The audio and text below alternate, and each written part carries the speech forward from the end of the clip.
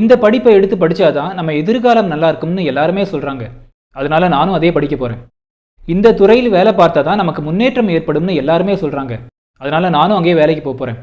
இந்த நாட்டுக்கு போய் செட்டில் ஆனதான் நம்மளை பெரிய ஆளாக பார்ப்பாங்கன்னு எல்லாருமே சொல்கிறாங்க. அதனால நானும் அங்கேயே போய் செட்டில் ஆக போகிறேன். இப்படிப்பட்ட ஒரு மந்தை மனப்பான்மை இங்கே பல பேர்கிட்ட இருக்குது.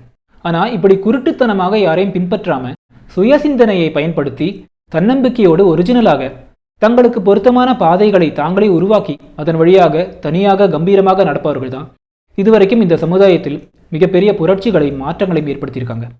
இந்த உண்மையான கதாநாயகர்களை மந்தை கூட்டத்தை சேர்ந்தவர்கள் ஒரு பெரிய மரியாதையோடும் பொறாமையோடும் பார்ப்பதுண்டு. அதற்கு காரணம் எங்களால் முடியாதது இவரால் மட்டும் முடியுதே என்ற ஒரு எண்ணம் தான். ஆனால் இப்படி தனி வழியில் பயணிப்பதற்கு பெரிய மன வலிமை தேவைப்படுது. ஏன்னா ஒரு பெரும்பான்மை கூட்டம் தனக்குன்னு ஒரு இலக்கணத்தை ஏற்படுத்தி கொண்டு அந்த இலக்கணத்தினுள் எல்லாருமே பொருந்தியாகணும் என்று எதிர்பார்க்குது. அந்த மந்தையில் பொருந்தாம சிலர் சுயமாக சிந்திக்க முற்படும் போது அவங்க தனிமைப்படுத்தப்படுறாங்க, ஒதுக்கப்படுறாங்க, அவமானப்படுத்தப்படுறாங்க. இதனாலேயே பல பேர் பயந்து தங்களுடைய சுயத்தையும் சொந்த விருப்பு வெறுப்புகளையும் உள்ளே புதைத்து கொண்டு அந்த மந்தைகள் கூட இணைந்து ஒரு போலியான வாழ்க்கையை வாழ்ந்துட்டு இருக்காங்க. ஆனால் இப்படிப்பட்ட ஒரு வாழ்க்கையில் என்ன அர்த்தம் இருக்க முடியும்? மற்றவர்களுக்கு எந்த விதத்திலையும் பாதிப்பு ஏற்படுத்தாம நமக்கான வாழ்வை நம் விருப்பத்திற்கேற்றவாறு வாழ்வதற்கான எல்லா உரிமையும் நமக்கு உண்டு என்பதை ஒரு வலுவான கருத்தாக இந்த கட்டுரை தொகுப்பில் எழுத்தாளர் லதா அவர்கள் முன்வைக்கிறாங்க. இந்த புத்தகவனம் சேனலுக்கு மறுபடியும் உங்கள் எல்லாரும் வரவேற்கிறேன். நான் ஜெயந்த். இன்று நாம் பார்க்க இருப்பது லதா அவர்கள் எழுதிய மந்தை மாந்தர்கள் என்ற கட்டுரை தொகுப்பை பற்றி.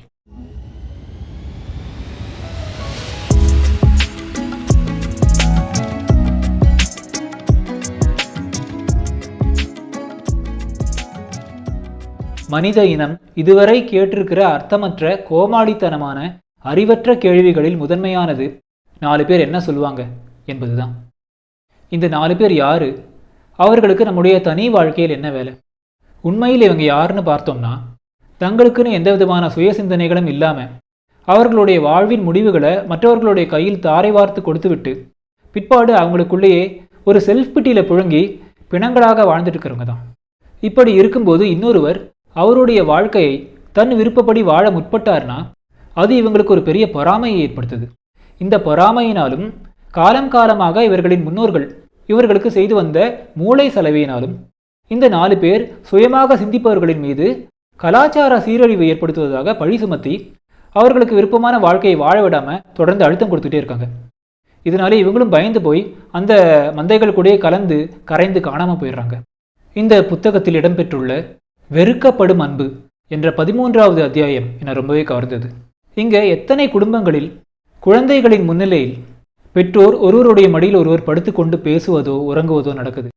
இல்லை பெற்றோருடைய முன்னிலையில் மகனும் மருமகளும், இல்லை மகளும் மருமகனும் இப்படி இருக்காங்க.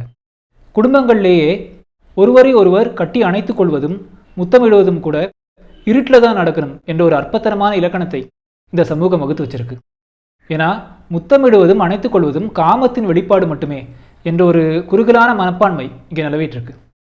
அன்பு என்பது மனம் சார்ந்ததாக இருந்தாலும் கூட அது வெளிப்படுத்தப்படும் முக்கியமான வழிகளில் ஒன்று தொடுதல்.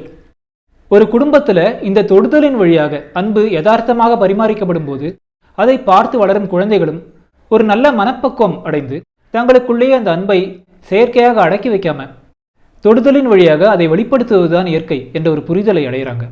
பொது இடங்களில் 2 பேர் சண்டை போடுவதை கூட ரொம்ப சாதாரணமாக பார்த்து கடந்து போகும் நாம், அதே 2 பேர் கட்டி அணைத்துக் கொள்வதையோ முத்தமிடுவதையோ கைகோர்த்து நடந்து போவதையோ மட்டும் ஏன் காமமாகவே பார்க்குறோம்?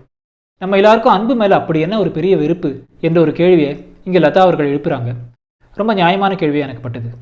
லதா அவர்கள் எழுதி வாசகசாலையின் புரவி பத்திரிகையில் வெளியாகியுள்ள பாலின பேதங்கள் என்ற கட்டுரை இந்த புத்தகத்தில் இணைக்கப்பட்டிருக்கு. ரொம்ப சுவாரஸ்யமான ஒரு கட்டுரை. அதாவது ஆண் பெண் இந்த 2 பாலினங்களை மட்டுமே இலக்கணமாக இந்த சமூகம் வகுத்து வச்சிருக்கு. ஆனால் இந்த 2ற்கும் அப்பால் இன்னமும் 100க்கும் மேற்பட்ட ஜெண்டர் ஐடென்டிட்டிஸ் இருப்பதாக ஆய்வுகள் சொல்லுது.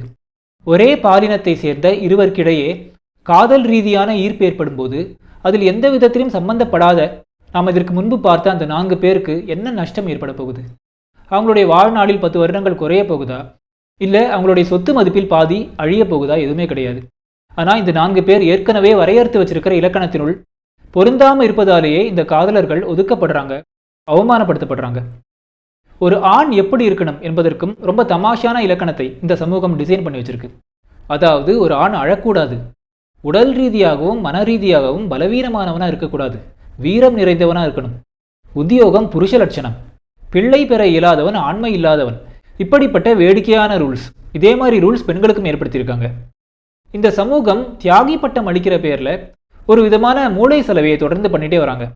உதாரணமாக அம்மா என்பவர் கடவுளுக்கு நிகரானவர், அவங்க ஒரு தியாகி, அவங்களுக்குன்னு தனிப்பட்ட ஆசாபாசனம் எதுவுமே இருக்கக்கூடாது, தங்களுடைய குழந்தைகளை வளர்த்து ஆளாக்குவது மட்டும்தான் அவங்களுடைய கடமையாக இருக்கணும். அப்படி இல்லாமல் அவங்களுக்குன்னு தனிப்பட்ட லட்சியங்களோ இல்லை மெட்டீரியலிஸ்டிக்கான ஆசைகளோ விருப்பு வெறுப்புகளோ இருந்தால் அம்மா என்ற ஸ்தானத்துக்கு அவங்க தகுதி இல்லாதவங்க. இப்படிப்பட்ட மட்டமான ஒரு கருத்து உருவாக்கம் இது அப்பாக்களுக்கும் உண்டு. இளம் வயது ஆண் இளம் வயது பெண் எப்படி இருக்கணும் என்பதற்கும் இலக்கணங்களை இவங்க வகுத்து வச்சிருக்காங்க. இவங்க காலாகாலத்துக்கு திருமணம் செய்தே தீரணும், இல்லைனா உடல் ரீதியாகவோ மன ரீதியாகவோ இவங்களுக்கு ஏதோ பிரச்சனை இருக்குன்னு அர்த்தம். திருமணத்திற்கு பிற்பாடும் ஓரிரு வருடங்களில் நிச்சயமா குழந்தை பெற்றே ஆகணும், இல்லைனா மறுபடியும் ஏதோ ஒரு பிரச்சனை இருக்குன்னு அர்த்தம். இந்த மாதிரியான தமாஷான இலக்கணங்கள் இவைகளில் சிக்காம ஒரு ஆணோ பெண்ணோ தங்களுடைய சுய விருப்பத்தின் பெயரில் திருமணம் செய்து கொள்ளாமல் இருக்காங்கன்னா, இல்லை திருமணத்திற்கு பிற்பாடு குழந்தை பெற்றுக்கொள்ளாமல் இருக்காங்கன்னா ஏதோ மிகப்பெரிய பாவம் செய்த மாதிரி அவங்க பார்க்கப்படுவாங்க.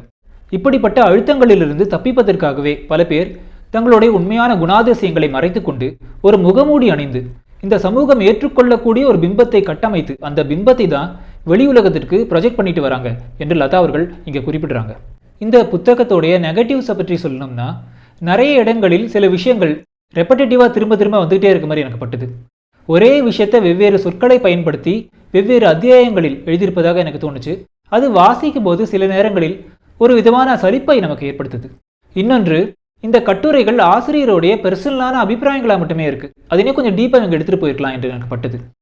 அதாவது இந்த புத்தகத்துடைய சப்ஜெக்டில் இருக்கக்கூடிய psychology related research paste data, அறிவியல் சார்ந்த தகவல்கள், இதெல்லாம் நீ அதிகமாக இவங்க பகிர்ந்துருந்தாங்கன்னா வாசிக்கிறவங்களுக்கு பல புதிய விஷயங்களை தெரிந்து கொள்வதற்கான ஒரு வாய்ப்பாக அது அமைஞ்சிருக்கும். இந்த புத்தகத்துக்கும் ஒரு பெரிய டெப்த்தை அது கொடுத்துருக்கும் அப்படின்னு நான் நினைக்கிறேன்.